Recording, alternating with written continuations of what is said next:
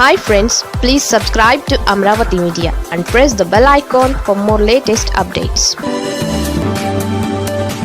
Pawan versus Lokesh ట్రోల్స్లో ఈ తేడా చూసారా?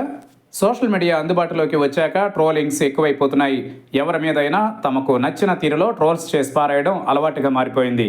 ఈ ట్రోల్స్ బారిన పడని ప్రముఖులు ఎవరూ లేరంటే అతిశయోక్తి కాదు. ముఖ్యంగా రాజకీయ నాయకులకైతే ట్రోల్స్ విపరీతంగా వచ్చి పడుతూ ఉంటాయి. ఇదిలా ఉంటే ఏపీ రాజకీయాలలో చూస్తే కాదేది అన్నట్లుగా అందరూ ట్రోల్స్కి గురైన వారే.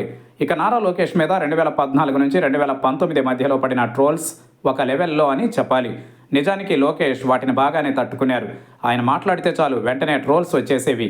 ఆయన 2017 నుంచి 2019 మధ్యలో మంత్రిగా పనిచేశారు. ఆ సమయంలో ఆయన మీద పెద్ద ఎత్తున ట్రోల్స్ వస్తున్నాయి. ఇప్పుడు చూస్తే ట్రోల్స్ లోకేష్కి బాగా తగ్గాయి. అదే సమయంలో చంద్రబాబు కేబినెట్లో ఉప ముఖ్యమంత్రిగా కీలకమైన స్థానంలో ఉన్న పవన్ కళ్యాణ్ మీద ట్రోల్స్ ఒక రేంజ్లో వస్తున్నాయి. కారణాలు ఏంటి అన్నది చూస్తే అనేకం కనిపిస్తాయి. కానీ టీడీపీ కూటమి ప్రభుత్వంలో ట్రోల్స్ బాధిత మంత్రిగా పవన్ కళ్యాణ్ ఉన్నారని అంటున్నారు. లోకేష్ అప్పుడు ఇప్పుడు మంత్రిగా ఉన్నా కూడా ట్రోల్స్ ఆయనకి ఎందుకు తగ్గాయి అంటే లోకేష్లో రాజకీయ పరిపక్వత బాగా వచ్చిందని అంటున్నారు. ఆయన వాడే మాటలను కూడా ఆచితూచి చాలా జాగ్రత్తగా మాట్లాడుతున్నారని అంటున్నారు. దాంతో భూతద్దంతో వెతికి లోకేష్ని బదనాం చేయాలనుకునే వారికి కూడా ఆయన ఎక్కడా చిక్కడం లేదు, దొరకడం లేదని అంటున్నారు. అదే సమయంలో పవన్ కళ్యాణ్ మాత్రం ట్రోల్స్ బారిన పడుతున్నారు. మెగా బ్రదర్ కొత్తగా ఎమ్మెల్సీ అయిన నాగబాబు వల్లనే పవన్ ఎక్కువగా ట్రోల్స్కి గురవుతున్నారని అంటున్నారు. నాగబాబు బోల్డ్గా మాట్లాడేస్తారు. ఆయన మాట్లాడేటప్పుడు పర్యవసానాల గురించి పెద్దగా ఆలోచించరని అంటారు.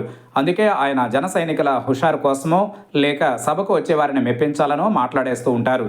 అవే ఇప్పుడు పవన్ కళ్యాణ్ని సైతం ఇబ్బంది పెడుతున్నాయని అంటున్నారు. ఇటీవల జనసేన ఆవిర్భావ సభ జరిగితే పవన్ని గెలిపించామని ఎవరైనా అనుకుంటే అది వారి కర్మ అంటూ ప్రాస కోసం నాగబాబు వాడిన పదాలు కూడా ట్రోల్స్కి గురయ్యాయని అంటున్నారు. దీంతో వైసీపీతో పాటు టీడీపీ సానుభూతి పరులైన వారు కూడా జనసేన పెద్దలను ట్రోల్స్ చేసే పరిస్థితి వస్తోందని అంటున్నారు. ఇక మామూలుగా నెటిజన్లు అయితే ఎప్పుడూ ట్రోల్స్కి రెడీగా ఉంటారు. ఎవరేం మాట్లాడారు అని తప్పులు పట్టుకోవడానికి రెడీగా ఉంటారు. ఇక పవన్ని మాట మీద నిలకడలేని మనిషి అని అంటూ ట్రోల్స్ చేసేవారు ఎక్కువగా ఉంటున్నారు. దానికి వారు గతంలో ఆయన మాట్లాడిన వాటిని ఇప్పుడు మాట్లాడే వాటిని జత చేసి మరీ సోషల్ మీడియాలో పోస్టులు పెడుతున్నారు. వీడియో కంటెంట్ ఎప్పుడూ పదిలంగా ఉంటుంది. దాంతో అవును కదా అని జనాలు అనుకునే పరిస్థితి ఉంది. ఆనాడు ఏమీ మాట్లాడరు, ఈనాడు ఏమంటున్నారని కూడా వారు రెండు చూసి ట్రోల్స్ చేసేందుకు సులువుగా దొరికేస్తున్నారని అంటున్నారు. మరి ఈ విషయాలు ఏవి మెగా కుటుంబానికి తెలియవా అని అంటున్నారు. తెలుసు, కానీ సభను చూసినప్పుడు సహజంగా పవన్ కళ్యాణ్ గతాన్ని వర్తమానాన్ని అన్నీ కలిపి మాట్లాడుతూ ఉంటారు. సందర్భం కాకపోయినా అనేక విషయాలు ప్రస్తావిస్తారు. గతంలో తాను ఏమన్నాను అన్నది పక్కన పెట్టి కొత్తగా స్టేట్మెంట్స్ ఇస్తారు. అవే నెటిజన్లు కానీ ప్రత్యర్థి పార్టీలు కానీ పట్టుకుంటాయని అంటున్నారు. అదేవిధంగా నాగబాబు అయితే ఆవేశంగా మాట్లాడతారని పేరు. అందులో నుంచి అనేక విషయాలు తీసుకుని నెటిజన్లు ట్రోల్స్ చేస్తూ ఉంటారు.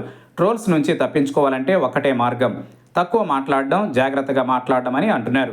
గతంలో అయితే నాయకులకు ప్రజలకు మధ్య అనుసంధానానికి సభలు మాత్రమే ఒక ఆధారంగా ఉండేవి.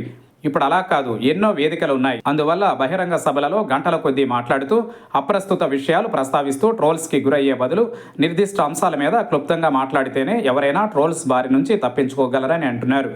మెగా బ్రదర్స్ దీనిని గ్రహిస్తారన్నదే చూడాలి మరి.